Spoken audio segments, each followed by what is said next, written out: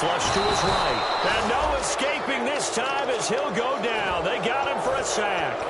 They've been moving the ball well offensively, really getting into a groove. Last play, pass completion. Now, finally, the defense gets there. And you have to find a way to disrupt their rhythm. Do you do it with coverage, or do you do it with pressure? They elected to go with pressure, and it was the right call.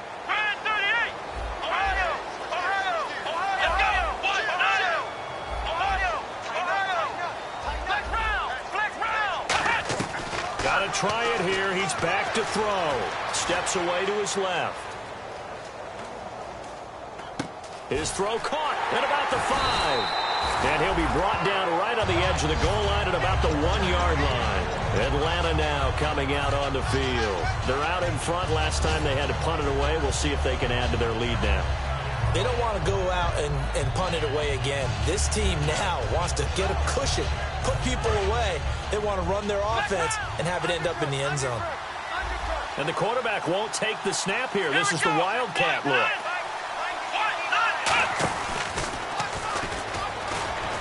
Room here to run. He's at the 50, 30, 10. Touchdown, Falcons. A great play there. 99 yards. And the Falcons will add on to their lead. And that run we just saw of 99 yards ties for the longest in NFL history. How about that? Was that Tony Dorsett in Minnesota? In 83. For Dallas? On a Monday night, yeah. And only 10 guys lined up on offense on that play. How about that? And we just saw a record equalizer right there from 99 yards away. And now here come the Cowboys. And last time this unit was out here, costly turnover, and then that turned into 6 points. They've got to make amends. And how many times have we sat in meetings with coaches and they use the term complementary football? Offense take care of the defense, defense take care of the offense. That didn't happen on the last possession. This is a chance for them to pick themselves back up and help their team. Yeah, we'll see if they can recoup and recover. Here's Thomas. This is taken in. It's complete. And he takes it down deep into Atlanta territory. A big play here for the Cowboys. 68 yards. Time for a break. We'll come back and see this one out after this. Now the offense lining up 1st and 10.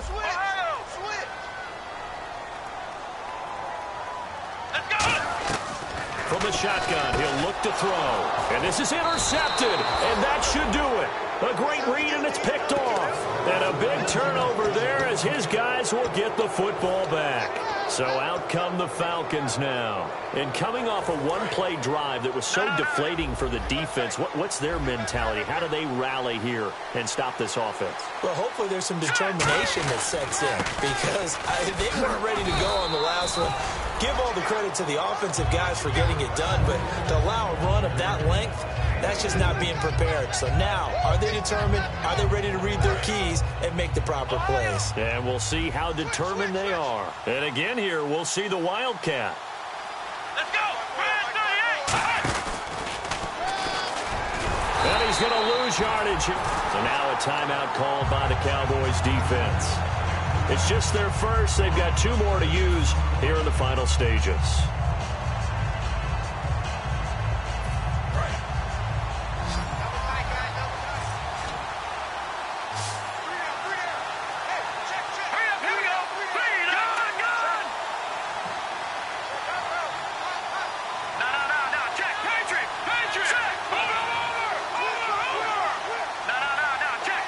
And he goes in motion here in the backfield.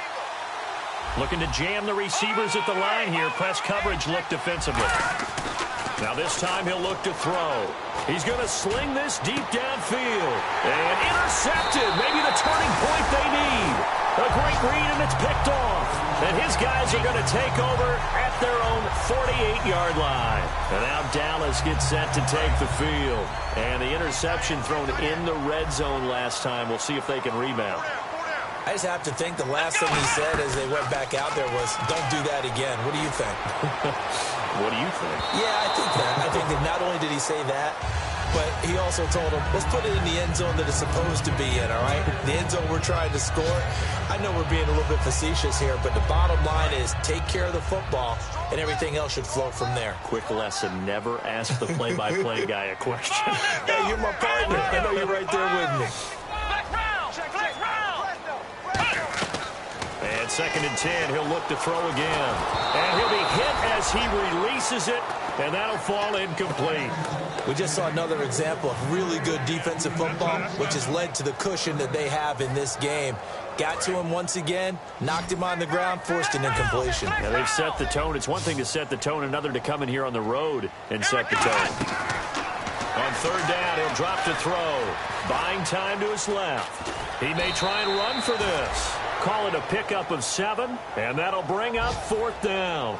Okay, he's not going to get the first down, but this is still a nice job of buying some time and then running to get to the sideline and get out of bounds and avoid the big hit. Now they'll throw here out of the gun. And that is incomplete. They had to go for it with such little time remaining.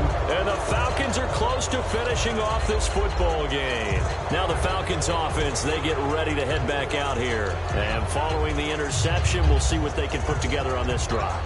I can hear my old college coach right now. He always used to tell us before every game, the team making the fewest mistakes will win. What they're hoping is that last mistake is their only one of the game. Coaches, that's all they talk about, turnovers, right? Minimizing those and maximizing opportunities. On the run, it's Foster. And that formation won't yield much here as he'll get back to the line of scrimmage, and that's it. And now the Cowboys are going to call another timeout. That'll be their 2nd, so one more chance to stop the clock here, and we'll be back. Looks like the defense in press coverage here.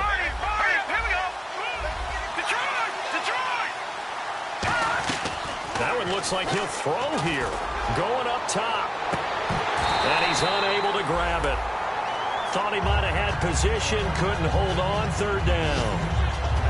One thing I know from experience is that when the deep ball is thrown and you're the defender, you've got to fight that little bit of panic that emerges. You've got to play the ball really well. It's a 50-50 jump ball play.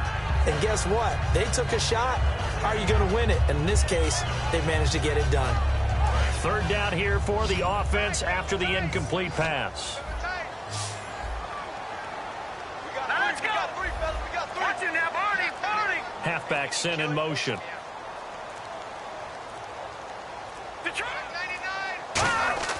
They're going to look to throw. And he will go down. A Cowboys sack.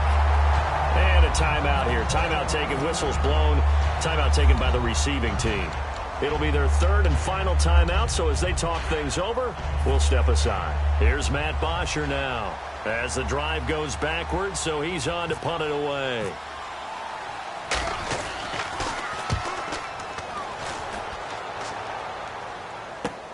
That's fielded at the 8-yard line. So a change of possession here on the punt. And possession will switch here as this offense will come on deep in their own territory. And out now come the Cowboys. And last time they were very fortunate, this offense. They went for it on 4, turned it over in their own territory.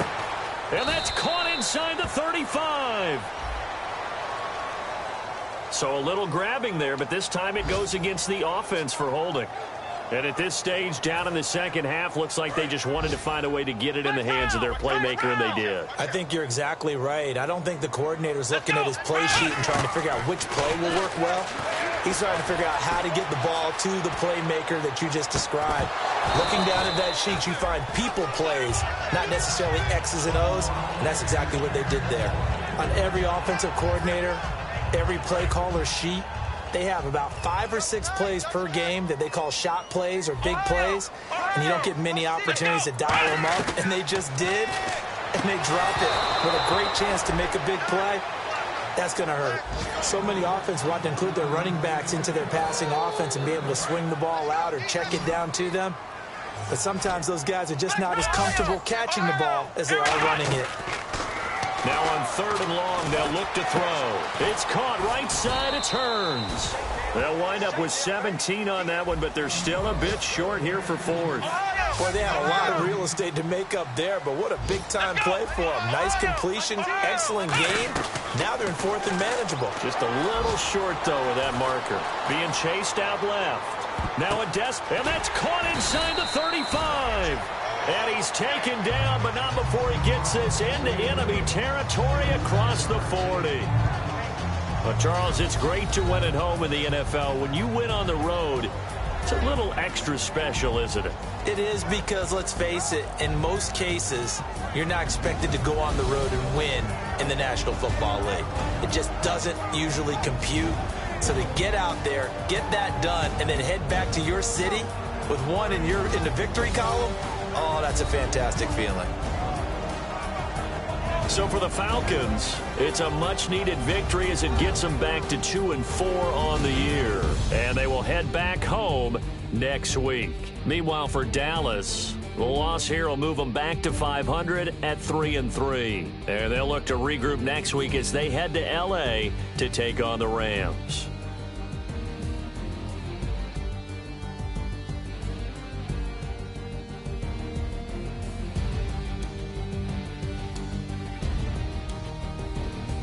That'll do it for us. For Charles Davis and all our hardworking crew, I'm Brandon Gaudin. You've been watching the NFL on EA Sports. For more, find us on Twitter at EA Madden NFL. With that, we say so long, everybody.